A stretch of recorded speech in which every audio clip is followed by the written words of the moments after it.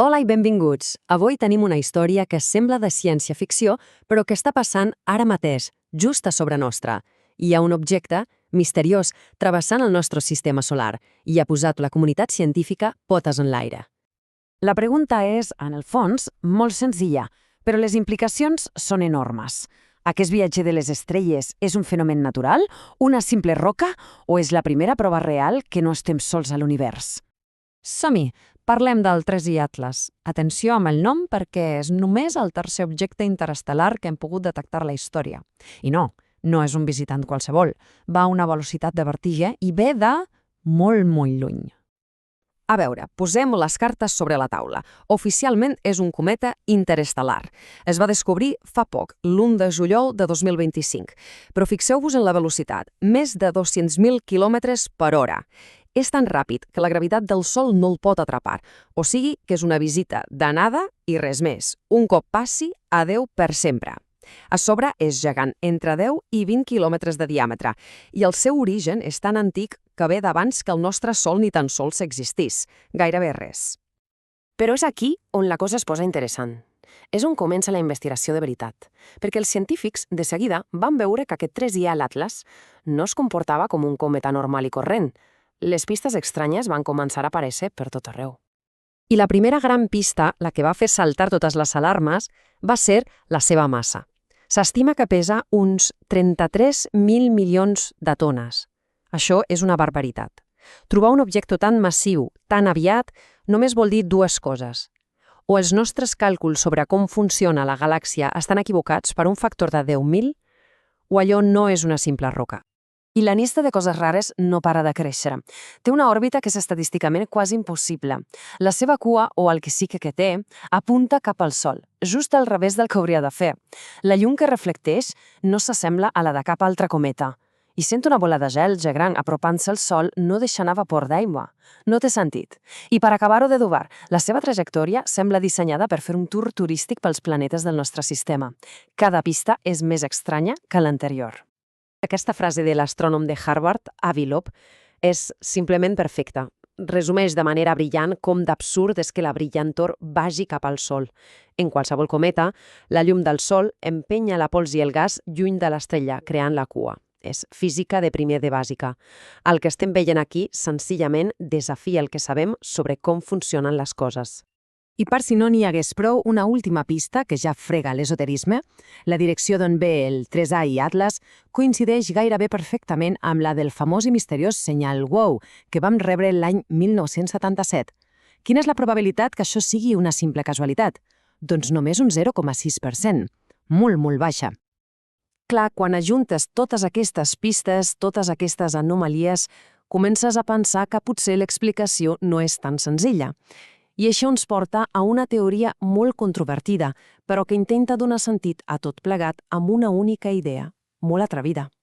La proposta d'Avi Loeb és directa i sense embuts. Diu que tot això no són coincidències.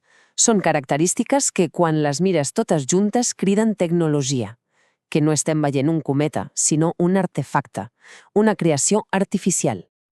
I aquí hi ha el moll de l'os del seu argument, l'estadística.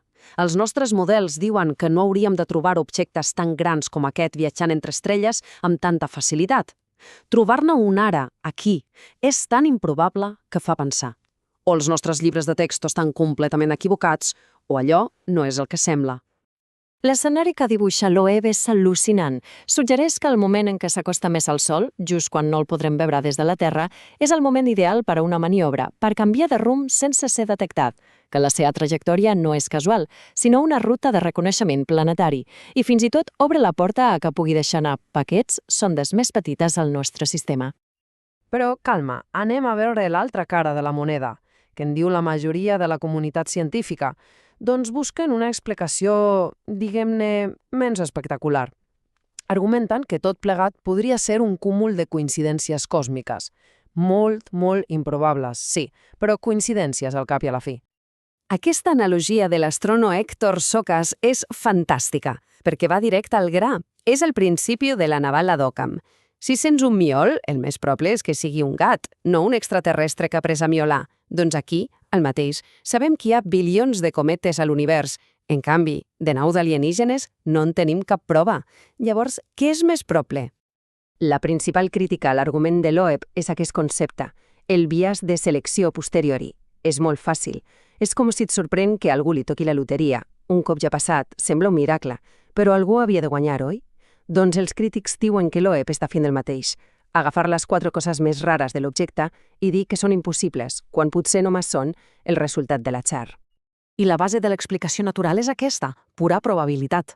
Només el nostre sistema solar ja ha expulsat bilions de roques a l'espai. En canvi, de naus espacials n'ha expulsat 0. Si extrapolem això a tota la galàxia, la conclusió és clara. Hi ha d'haver un nombre astronòmicament més gran de cometes que de naus. És simple estadística. El que és fascinant de tot això és que no és un simple debat filosòfic, no. És una pregunta científica, amb una hipòtesi que es pot comprovar i amb una data límit. Aviat, molt aviat, sortirem de dubtes. Aquesta és la pregunta del milió. Com podem passar de les teories i les especulacions als fets? Com podem saber, de manera definitiva, si Loeb té raó o no? I aquí hi ha la màgia de la ciència. La teoria de Loeb fa una predicció molt clara, molt concreta. Diu que si 3i/Atlas és una nau, aprofitarà el seu pas per darrere del Sol per fer una maniobra. Si quan el tornem a veure la seva trajectòria ha canviat, si no segueix el camí que la gravetat li marca, voldrà dir que té propulsió pròpia. Si, en canvi, la seva trajectòria no canvia, llavors serà només una roca. I punt. I el moment de la veritat és imminent. A finals d'aquest any, els telescopis més potents que tenim, el James Webb i el Hubble, l'estaran vigilant. El 30 d'octubre és la data clau, el moment en què passarà massa prop del Sol. I just després, quan torni a aparèixer per l'altre costat, sabrem si la seva trajectòria ha canviat o no. Així que tenim 2 escenaris. Si resulta ser un cometa, fantàstic. Haurà estat un objecte molt estrany i haurem après moltíssim. Misteri resolt. Però la pregunta final amb la qual tanquem aquesta anàlisi, la pregunta que ens hem de fer és «I si no ho és? Què passa si la trajectòria canvia?